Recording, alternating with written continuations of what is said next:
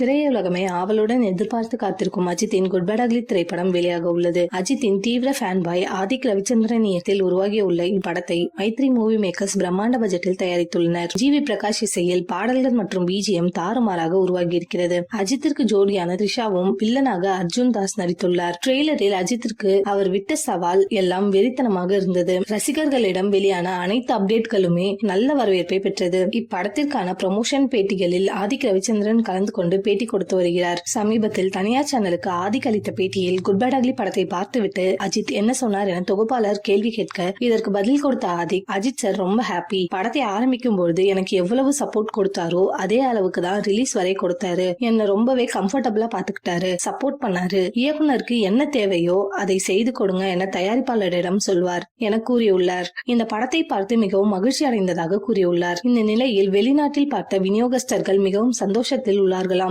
வெளிநாட்டிற்காக அனுப்ப வேண்டிய பதிவு சென்சார் செய்யப்பட்ட நிலையில் படத்தை பார்த்த சென்சார் அதிகாரிகள் ஒரு இடத்தில் கூட கத்தரி போடாமல் படம் மிகவும் அருமையாக வந்துள்ளதாக படக்குழுவை பாராட்டியுள்ளனர். சென்சார் தரப்பில் இருந்தும் இந்த படம் மிகப்பெரிய ஹிட் அடிக்கும் என கூறப்படுகிறது. அஜித் திரை பயணத்தில் மிகப்பெரிய வசூல் சாதனையை இந்த படம் படைக்கும் என எதிர்பார்க்கலாம்.